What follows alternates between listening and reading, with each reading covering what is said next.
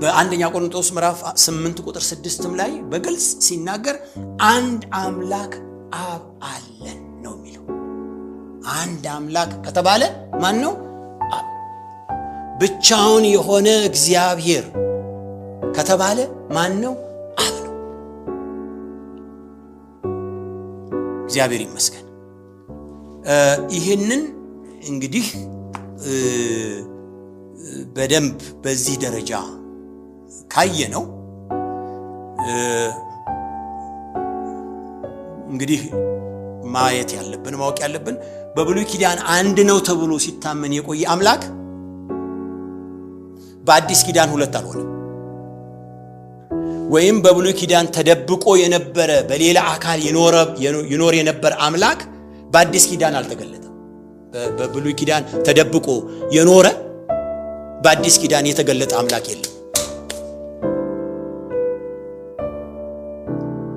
እግዚአብሔር ወልድ፣ እግዚአብሔር መንፈስ ቅዱስ የሚባሉ ከአብ በተለየ አካል የሚኖሩ ጭራሹን የሉ። መጽሐፍ ቅዱስ አያውቃቸው።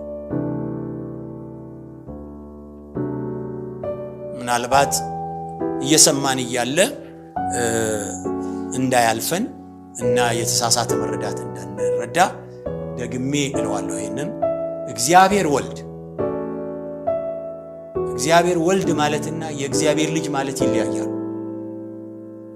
እግዚአብሔር መንፈስ ቅዱስ ማለትና የእግዚአብሔር መንፈስ ማለት ይለያያሉ። ስለዚህ እንዳይምታታብን እግዚአብሔር ወልድ፣ እግዚአብሔር መንፈስ ቅዱስ የሚባሉ ከአብ በተለየ አካል የሚኖሩ የአብ እኩያዎች የሉም። መጽሐፍ ቅዱስ አያውቃቸው። በአዲስ ኪዳንም በሥጋ የተገለጠው አብ እንጂ መጽሐፍ ቅዱስ የማያውቀው እግዚአብሔር ወልድ አይደለም የተገለጠው። የለም። ስለዚህ በአዲስ ኪዳን በሥጋ እግዚአብሔር በሥጋ ተገለጠ ሲል እግዚአብሔር ማለት ሌላ ከአብ ውጪ ያለ እግዚአብሔር ሳይሆን አብ ማለት ነው። ለምን? ከአብ ውጪ ሌላ እግዚአብሔር የለምና። ይሄ በጣም ትኩረት ሊሰጠው እዚህ ጋር ነው። ብዙዎች ዳይቨርት ያደረጉት፣ ብዙዎች መንገድ የሳቱት እዚህ ጋር ስለሆነ እዚህ ጋር በጣም ጠንከር ያለ ማስተዋል ያስፈልገናል። በኢሳይያስ ምዕራፍ 9 ቁጥር 6 በትንቢት እንደተጻፈው የሚወለደው ወንድ ልጅ ወይም ወልድ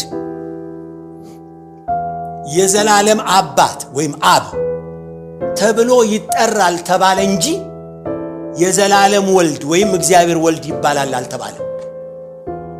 ይህም በጣም ትኩረት የሚሰጠው ያ የሚወለደው ልጅ የዘላለም አባት አብ ተብሎ ይጠራል ተባለ እንጂ የዘላለም ወልድ ወይም እግዚአብሔር ወልድ ተብሎ ይጠራል የሚል አልተጻፈም።